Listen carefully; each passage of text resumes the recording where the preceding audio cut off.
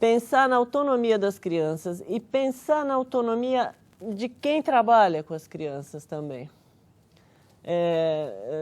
Eu acho que, na verdade, o que eu gostaria de falar mesmo aqui hoje é como é fundamental o vínculo entre as pessoas que trabalham com as crianças nos abrigos. Porque a gente que trabalha, promove saúde, e vocês que cuidam dessas crianças estão promovendo saúde, acho fundamental que vocês tenham isso muito claro na cabeça, a gente precisa estar saudável também.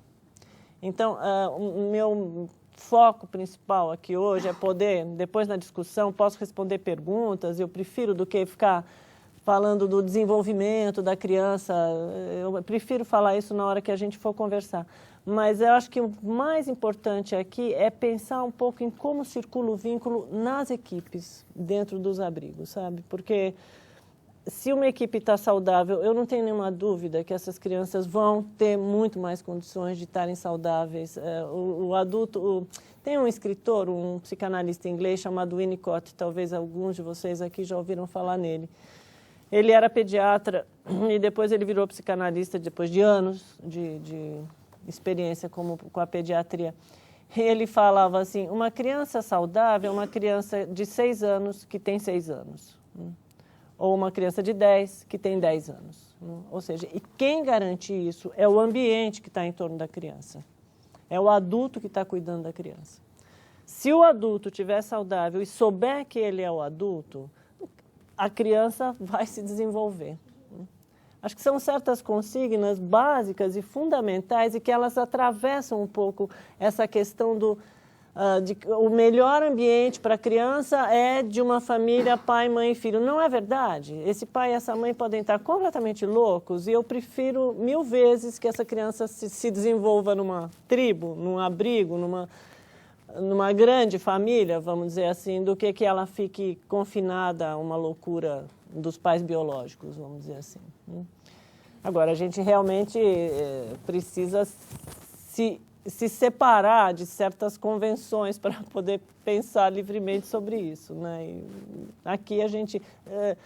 pensar não custa nada, né? Aqui a gente pode pensar à vontade. Todo vínculo implica alguma separação, sempre. Não dá para a gente se grudar em alguém e ficar grudado nesse alguém, isso não é saudável para ninguém.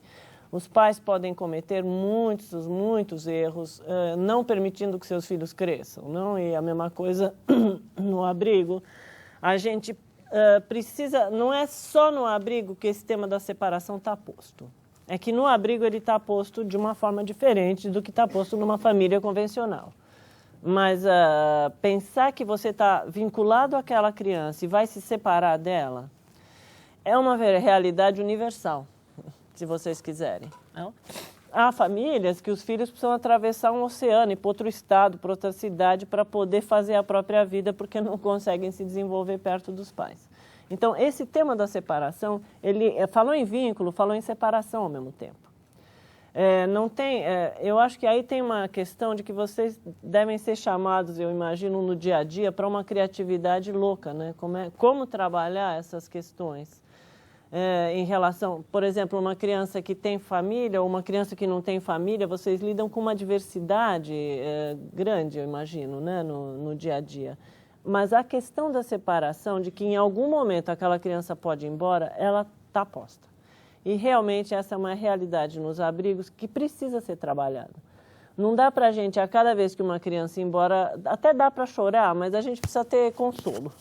Não é que não pode chorar, mas precisa ter tratamento para isso, precisa ter remédio para esse choro, senão você não aguenta trabalhar, né? E é nesse sentido que eu acho que o vínculo da equipe é remédio, é tratamento, vamos dizer assim. Se você tem quem se apoiar do lado, você está melhor amparado para lidar com essas situações difíceis com que vocês têm que lidar.